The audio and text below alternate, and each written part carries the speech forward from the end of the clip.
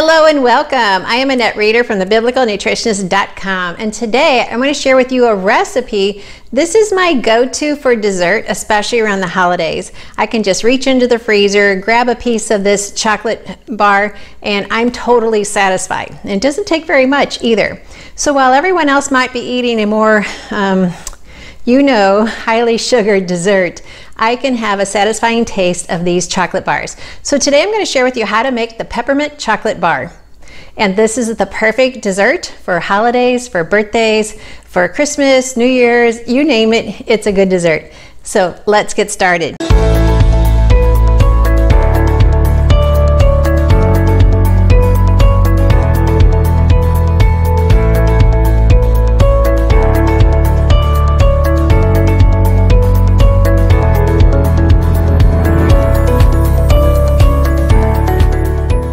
Before I get started, be sure and hit the subscribe button and the notification bell so you can get notified every time we post new videos.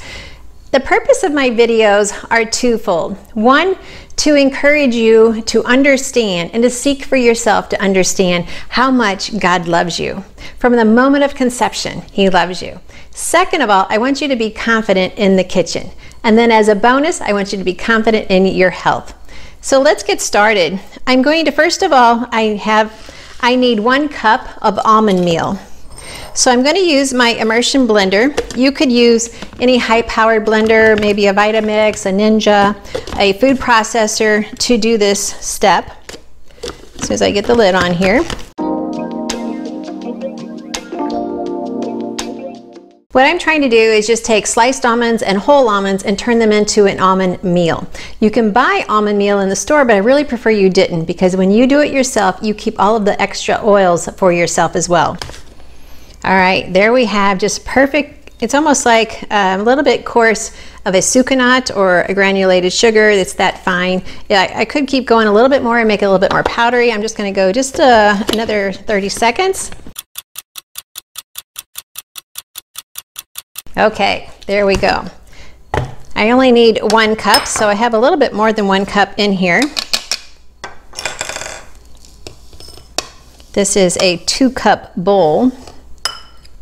There we go. So we'll leave some of this extra for topping.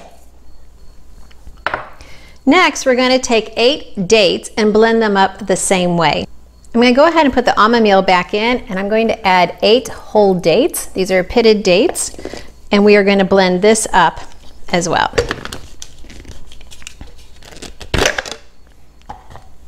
Now that I've blended that up, you can't even see any difference between the almond and the dates.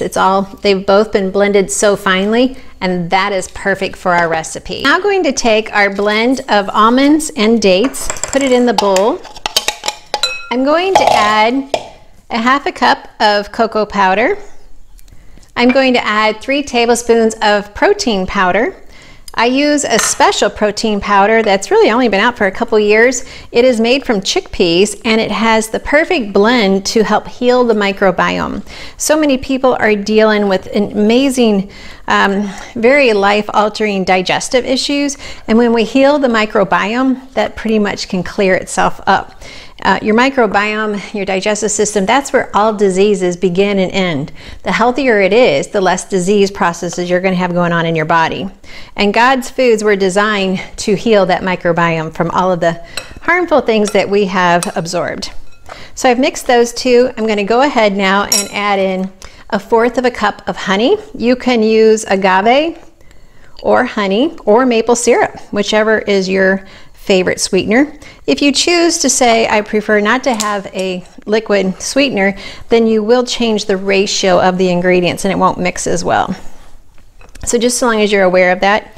To this, I'm also going to add a 1/2 cup of melted coconut oil. And this is going to help us blend it all together.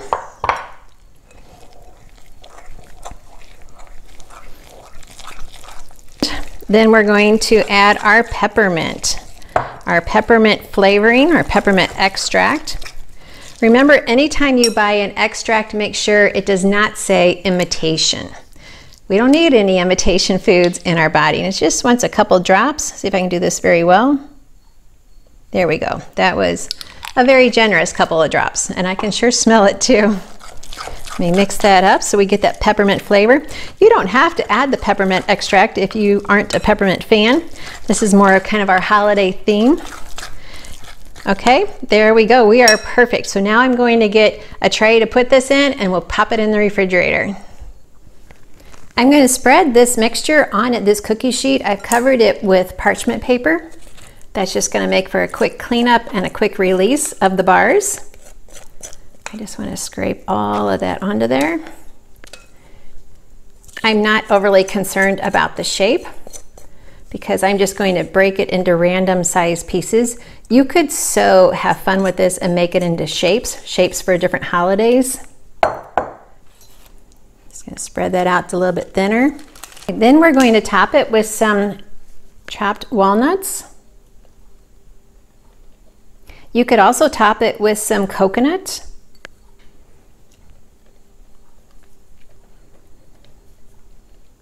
And when you do this, you want to definitely press them into the batter so they don't just fall off when it's frozen. Now I'm saying frozen, I'm saying refrigerator. You could do either one. It's going to chill in the refrigerator or the freezer just as quickly.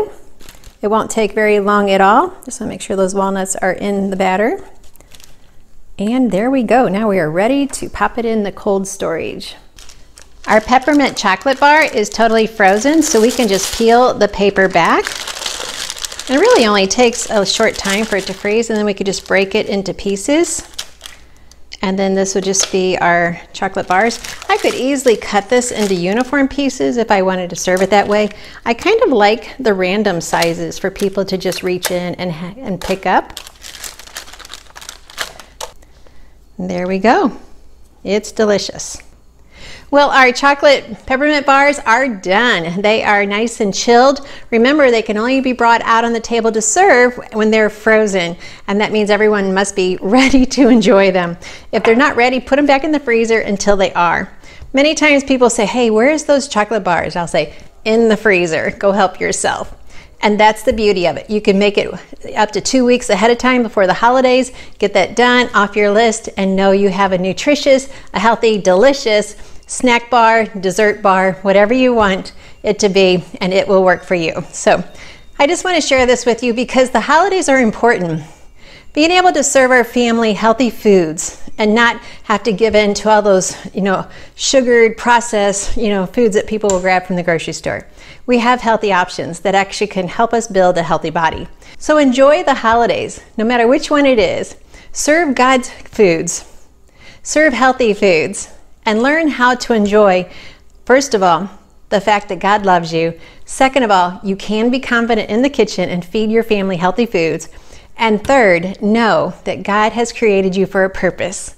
And I'm here to help you understand that God's recipe for excellent health is part of that purpose. So thanks for watching. I'm Annette Reeder from thebiblicalnutritionist.com.